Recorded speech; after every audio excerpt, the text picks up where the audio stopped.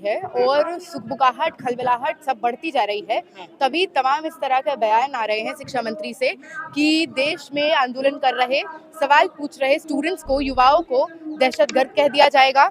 सवाल कर रहे, आंदोलन कर रहे युवाओं को कह दिया जाएगा कि री-नीट की परीक्षा हुई, 20 लाख अभ्यर्थी उसमें आए और वो लोग जो देश में तनाव पैदा करना चाहते हैं, क्योस पैदा करना चाहते हैं। और कहा गया हम लोगों को संबोधित करके कि हम अगर चाह रहे हैं कि स्टूडेंट्स के मन में भय पैदा कर पाए तो वो हमारा सफल नहीं होगा अटेम्प्ट। तो बात तो स्पष्ट है कि अटेम्प्ट तो हमारे सफल हो रहे हैं। इसीलिए वो धर्मेंद्र प्रधान जिन्होंने शुरुआती बयान ये दिया कि हम खाली अफसोस प्रकट करते हैं, आज हर तरह से यहाँ पे आंदोलनरत छात्रों को डिसरप्ट करने के लिए हर दिन 4 से 5 गोदी मीडिया के पत्रकारों को भेजा जाएगा, अपने पास के ऐसे लोगों को भेजा जाएगा जो यहाँ पर आकर मारपीट से लेकर हर तरह से उग्र नैरेटिव पैदा करने की कोशिश करेंगे, इस आंदोलन को डिसरप्ट करने की कोशिश करेंगे।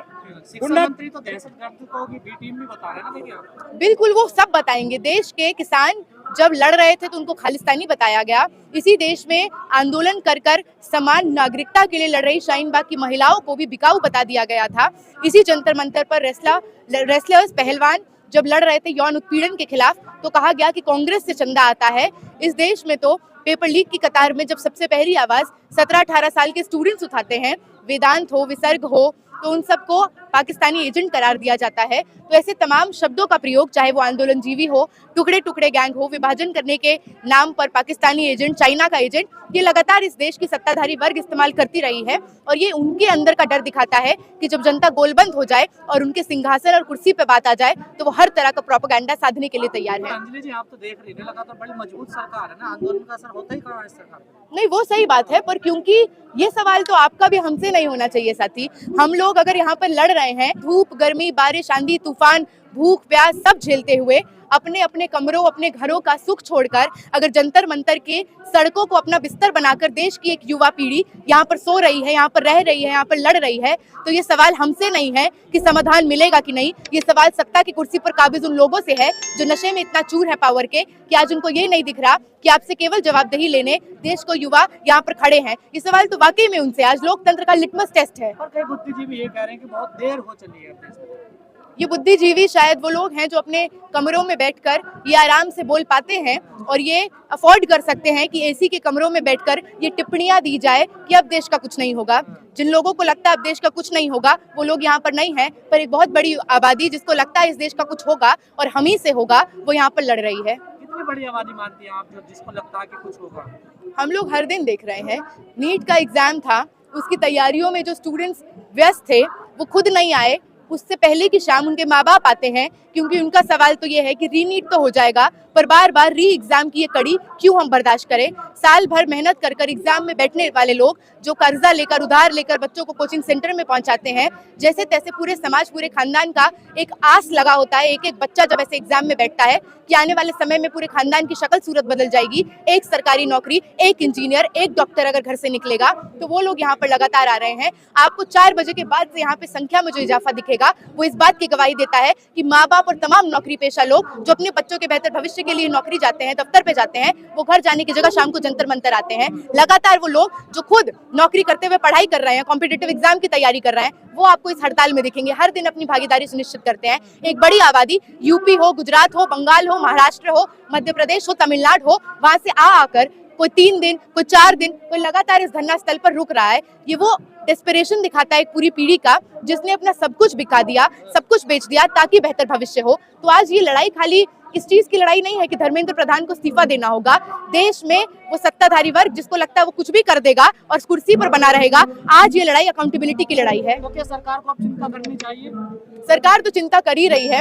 तभी आपको ऐसे तमाम लोग दिख जाएंगे जो यहाँ पे अपना प्रोपेगेंडा साधते हुए, अपनी टीआरपी बढ़ाते हुए यहाँ पे आएंगे और ये इस उम्मीद में आएंगे कि युवाओं को कुछ ऐसा बोल दे कि वहां से कुछ कंटेंट निकल जाए, कुछ प्रोवोक कर दे, तो ये उनकी बौखलाहट दिखाता है। हमला भी तो कर रहे हैं। हमला कर रहे हैं। एक व्यक्ति को इतनी जोर से मारा, उनका सर फट गया। वो अपनी बेटी के साथ यहाँ पर आए, उनकी बेटी जो तमाम इन परीक्षाओं में अपीयर हुई है, 12वीं का एग्जाम दिया है। तो ये हमला लगातार हमने देखा, कहीं जयपुर में हमला होता है, कहीं दिल्ली में हमला होता है, रोज हो रहा है, कल रात को भी हमला हुआ है। तो ये तो बात स्पष्ट है कि क्योंकि आपको जवाबदेही देनी नहीं है, आपको सीधे आकर अकाउंटेबिलिटी का भी तो पहला पड़ाव कॉग्निजेंस है कि आपने इसको दर्ज किया कि देश में विरोध हो रहा है, आपके इस्तीफे के मांग के साथ विरोध हो रहा है। जब आपको इसको एक्सेप्ट नहीं करना तो आप क्या करेंगे? आप यहाँ पे मौजूद लोगों को डराने की कोशिश करेंगे। सरकार की शिक्षा के प्रति कोई प्राथमिकता है या छात्रों को लेकर तो उनके भविष्य के लिए? प्राथमिकता तो है, पर छात्रों के प्रति नहीं है, मुनाफाखोरी के प्रति है। हर तरह से धांधलीबाजी अच्छे रूप से हो पाए उसके प्रति है। यहाँ पे कई लोग ये बात कह रहे थे कि धर्मेंद्र प्रधान बहुत निकम्मा और नकारा शिक्षा मंत्री है। मुझे लगता है भाजपा के काल में, चाहे वो स्मृति ईरानी हो, जावड़ेकर हो, ये तमाम लोग सबसे एफिशिएंट मिनिस्टर रहे, क्योंकि इन्होंने भाजपा की नीतियों को लागू करने में कोई कसर नहीं छोड़ी। 1 लाख से ज्यादा स्कूलों को बंद किया, एमफिल को खत्म किया, Maulana Azad national fellowship, pre matric scholarship को खत्म किया। देश में ये इंश्योर किया कि एक बड़ी आबादी जो मजदूर है, किसान है, गरीब परिवारों से आती है, उसके लिए शिक्षा के दरवाजे बंद किए जाए। ये इंश्योर किया कि आज किसी भी तरह की अच्छी नौकरी उसको मिलेगा जिसके जेब में पैसा है। तो ये एक बड़ी जनता के लिए तो विफल है, लेकिन सरकार के लिए बहुत सफल प्रशासन रहा है। ये कहना है कि अब प्री एग्जाम तो हो गया, तो अब क्या वजह है आंदोलन करने की? वजह स्पष्ट है कि बार बार क्या री एग्जाम देते रहेगा इस देश का युवा?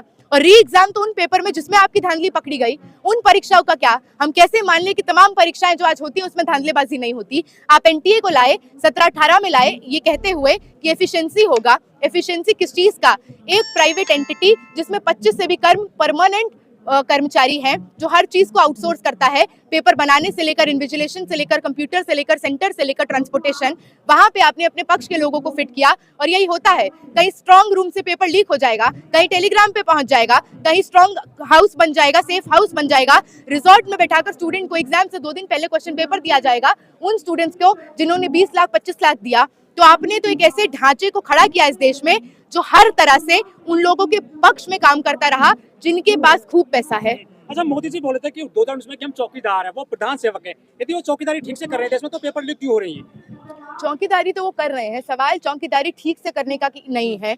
सवाल ये है कि चौकीदारी किसकी की जा रही है? चौकीदारी की जा रही है अडानी अंबानी जैसे लोगों की। इसीलिए किसी बिहार के भागलपुर में 1000 एकड़ की जमीन 1 रुपए में अडानी को दे दिया जाएगा, लेकिन वही किसान परिवार जो कर्जा ले लेकर अपने खेत में अनाज बोता है, काटता है, उसी से वो अनाज जो पूंजीपति बेचते हैं और करोड़ों का मुनाफा खाते हैं, उनको उसका कुछ दाम नहीं मिलता। आज किसान लड़ रहे हैं एमएसपी के लिए, लेकिन देश में हर तरह से किसानों को मजबूर किया जाएगा आत्महत्या करने के लिए। उनके किसी भी कर्ज को माफ नहीं किया जाएगा। बड़े बड़े कॉर्पोरेट के 4 करोड़ 5 करोड़ 10 करोड़ लोन को माफ कर देगी ये सरकार। तो लगातार देश में, चाहे वो महिलाएं हो, अल्पसंख्यक हो, दलित हो, आदिवासी हो, मुसलमान हो, लगातार देश के एक मेहनतकश गरीब अल्पसंख्यक समुदाय के पक्ष में नहीं, उनके खिलाफ तमाम नीतियां आई। उमर खालिद का नाम जोड़ा रहा है, उमर खालिद का नाम जोड़ा जा रहा है इस आंदोलन से। वो जेल में है जबकि।